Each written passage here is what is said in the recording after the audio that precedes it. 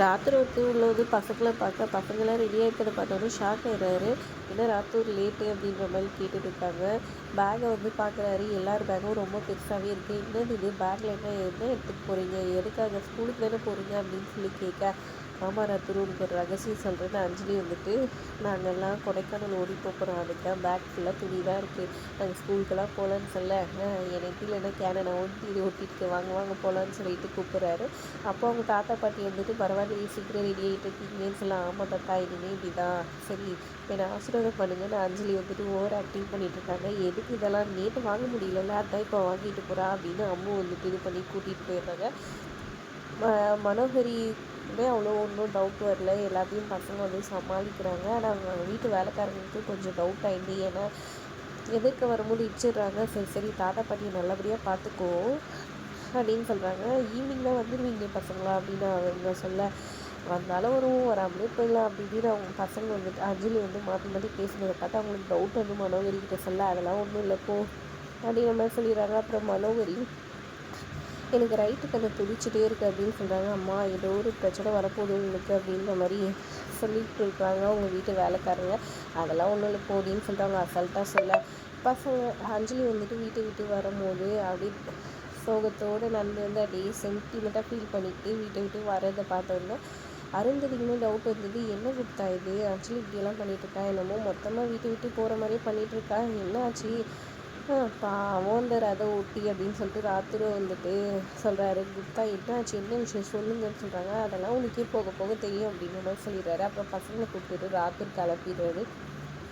போகிற வழியில் இன்னும் யாருமே எதுவுமே பேச மாட்டேங்குது, என்னாச்சு அப்படின்னு கேட்க, அதெல்லாம் ஒன்றும் இல்லைன்னு சொல்கிறாங்க. சரி நான் ராசி பலன் வைக்கிறேன், நான் எப்போவுமே ராசியான ஆள் தெரியுமா, எனக்கு லக்கு எப்போவுமே கூடவே இருக்கும் அப்படி இப்படின்னு சொல்ல கரெக்டாக அதே மாதிரி ராசி பலன் ரேடியோவில் போட்டிருக்காங்க. அதுலேயுமே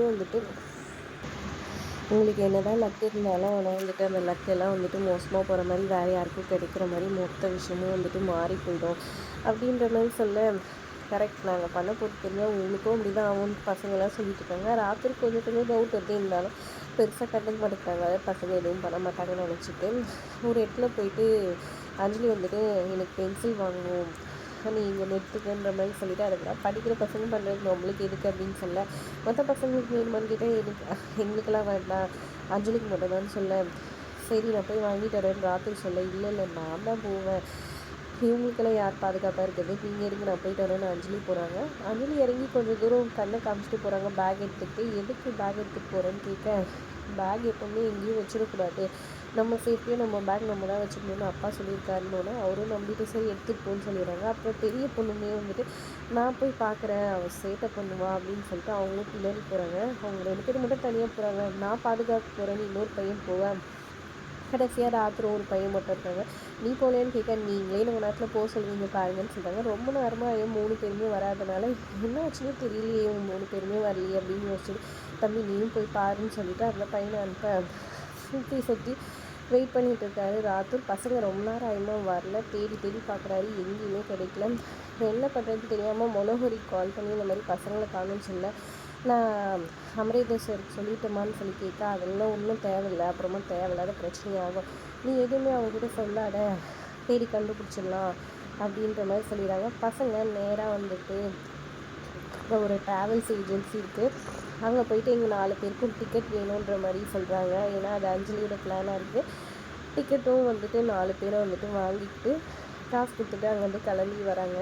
இன்னொரு பக்கம் நம்ம ஹீரோயினான பாக்கி நேராக சைன் வாங்கலான்ட்டு ஆஃபீஸரை பார்க்கலான்னு வராங்க. கரெக்டாக வாசலில் வழக்கம் போல் வண்டியில் இடிக்க வந்துடுறாங்க நம்ம அமரேந்தர் தட்டு நிறுத்தி உனக்கு அறிவிக்கா அப்படின்னு 2 பேரும் பேசிட்டு தானே போயான்னு சொல்லிவிட்டு அதுக்கப்புறமா உள்ளே போயிட்டு பாக்கி கேட்குறாங்க. ஆஃபீஸரை பார்க்கணுன்னு சொல்லிட்டு இந்த மாதிரி இப்போ தான் சார் கிளம்புனாரு, பார்க்கிங்கில் பார்த்துருப்பீங்கன்னு சொன்னால், பார்க்கிங்கில் அந்தால தானே பார்த்தோம், ஒரு வேளை அந்தால் சீச்சி இருக்காது, நாளைக்கு எப்படியாவது சீக்கிரம் ஆஃபீஸர்கிட்ட சைன் வாங்கணுன்ற மாதிரி யோசிச்சுட்டே வராங்க. அப்புறம் கிளம்பி வராங்க. எப்படியும் பசங்க பாக்கி கண்ணில் கண்டிப்பாக மாட்ட போகிறாங்க. ஏன்னா குப்தா இங்கே அருந்ததி பசங்க இன்னும் வரல, என்னாச்சு அப்படின்னு சொல்லி கேட்குறாங்க. ஏன்னா மனோகரி பசங்களை காணும்னு சொன்னோன்னே தெரிஞ்சிடக்கூடாது அமரேந்தருக்கு, இல்லைன்னா அப்புறம் என்ன வெளியே அனுப்பிச்சிடுவான் அந்த வீட்டை விட்டுன்னு சொல்லிட்டு பயந்துட்டு தேட்டருக்காக போகிறாங்க. என்னாச்சு மனோகருக்குன்னு சொல்லி கேட்க, அவங்க பசங்க அந்த ராத்திரி வந்து ஏமாற்றிட்டு கொடைக்கானல் கிளம்பிட்டாங்கன்னு செம்ம ஷாக் ஆகிடுறாங்க. ஐயோ என் பசங்களான்னு சொல்லிட்டு பயந்து போயிடுறாங்க. எப்படியாவது பசங்க எங்கே இருக்காங்கன்னு கண்டுபிடின்னு சொல்கிறாங்க. அவங்க போக வேண்டிய இடத்துக்கு கண்டிப்பாக போவாங்க. அவங்கள நல்ல நிலைமைக்கு வர வைக்க ஒரு இடத்துக்கு தான் போவாங்க. அவங்கக்கிட்ட தான் அவங்க கண்ணில் படுவாங்க. நீ கவலையே படாதுன்ற மாதிரி புக்கா சொல்லியிருந்தாரு. அதோட எபிசோட் முடியுது. தேங்க்ஸ் ஃபார் வாட்சிங்.